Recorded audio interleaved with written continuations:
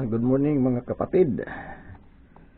Andito naman po tayo para ipakita kung ano ang mga parts ng DIY batteryless lamp na ito.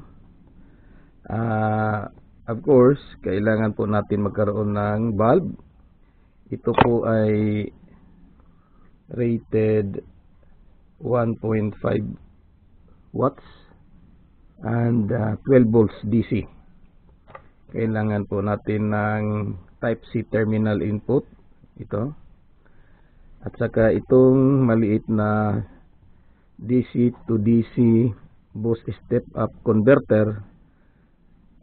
Yung input niya is 3.7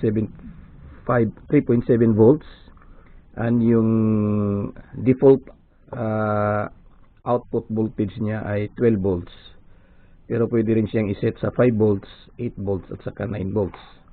So kung gagamitin mo ito kagad, ang lalabas from 3.7 volts to 12 volts. Ito naman po yung ating motor controller, yung pinaka-dimmer na gagamitin po natin pag switch on, switch off, at saka kung i-dim po natin yung light. So of course, kailangan din po natin ng receptacle ng bulb para dito, at saka itong utility box na mabibili po sa mga hardware stores, no? So ang kailangan lang po natin gawin dito ay bubutasan po itong utility box para mailagay po natin itong type C input input terminal, and then sa baba ilalagay po natin ito. Ipipaste lang natin to sa baba dyan sa pinaka bottom para hindi po siya malaglag. Of course, kailangan po natin ng wirings mula dito sa DC connector, ay ilalagay po natin dyan sa input. Nandito yung input ito. So dito mayroon kang positive, mayroon kang negative, so parang ganyan, ano?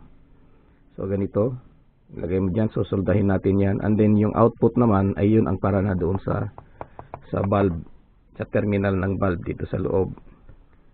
So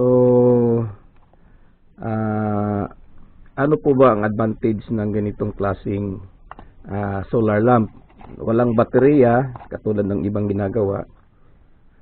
Ito lang po ay plug and play, considering na mas mura po siya kaysa lalagyan mo pa ng baterya.